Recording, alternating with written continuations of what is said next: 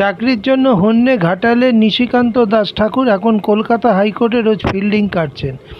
কথায় আছে গাছে কাঁঠাল গোঁফে তেল। এই ব্যাপারটা ঠিক সেই রকম বলা যায়, যেখানে কোথায় কি আমড়াভাতে ঘি চৌরকির মতো খুঁজে বেড়াচ্ছেন নিজের চাকরি। পশ্চিম মেদিনীপুর জেলার দাসপুর এলাকার বাসিন্দা নিশিকান্ত দাস ঠাকুর সোমবার দ্বিপ্রহরে কলকাতা হাইকোর্টের অলিন্দে প্রচণ্ড গরমে প্রায় নাছোড়বান্দা হয়ে বছর 30-এর যুবক অভিযোগ করলেন 2004 সালে এসএসসি কমিশনের সহশিক্ষক পোস্টে নিয়োগের অর্ডার পেলেও পরবর্তী সময় সেই নির্দেশ কার্যকর করেনি। এরপর তিনি বিস্তর ঘোরাঘুরি করেও কোনো ফল না পাওয়ায় আরটিআই করেছিলেন, কিন্তু সেখানেও কমিশনের তরফে কোনো উত্তর আসেনি। যাই নিয়ে হাইকোর্টের দ্বারস্থ হলে মহামান্য বিচারপতি তপব্রত ভট্টাচার্য 6 সপ্তাহের মধ্যে বিষয়টি সমাধানের জন্য রায় দেন।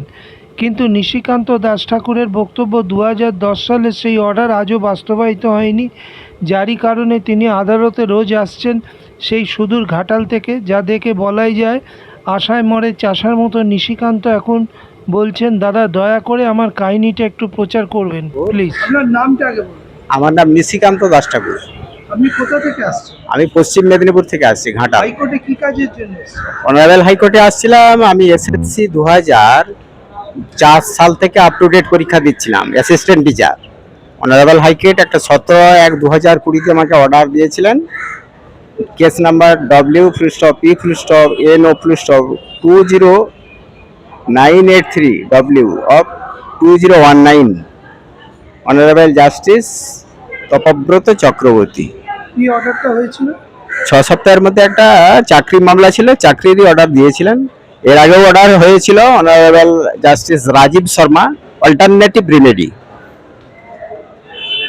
আপনি এখন কি চাইছেন?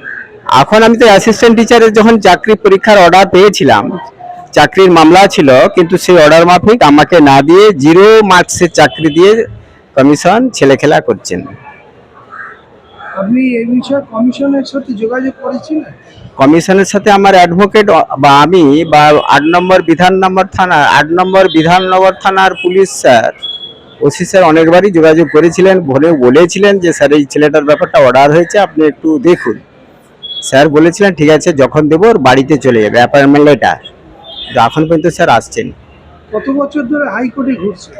হাইকোর্টে আপনার প্রায় 2010 সাল থেকে আপ টু ডেট পর্যন্ত হাইকোর্টে ঘোরাঘুরি করছি বা বিভিন্ন মামলার। 14 বছর ঘুরছে? হ্যাঁ স্যার।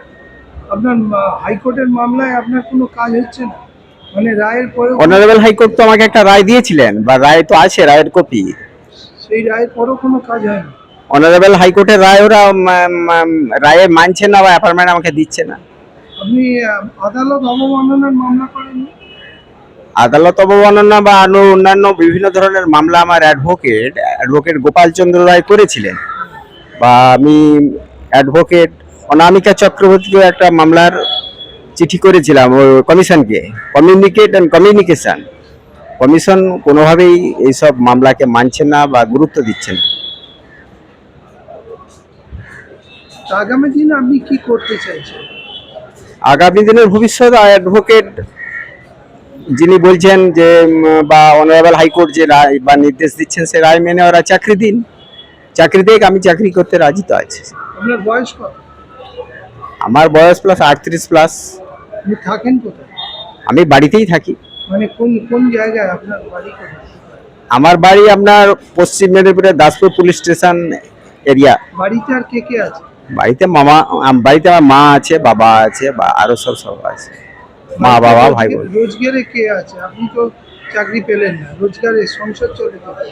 রোজগার আয়ের উৎস তো গ্রামগঞ্জে তো কি আছে, কিছুই তো আয়ের উৎস দেখতে পাচ্ছি না। বেকার ছেলে অনেক ঘোরাঘুরি করছে, বিভিন্ন থানাতে অভিযোগ করছে, তাদের মিথ্যে সত্য বিভিন্ন ধরনের অবতারণা করছে, কিন্তু চাকরির দিশা বা সুরাহা হচ্ছে না স্যার। আপনার নামটা আরেকবার বলুন। আমার নাম শ্রী নিশিকান্ত দাস ঠাকুর।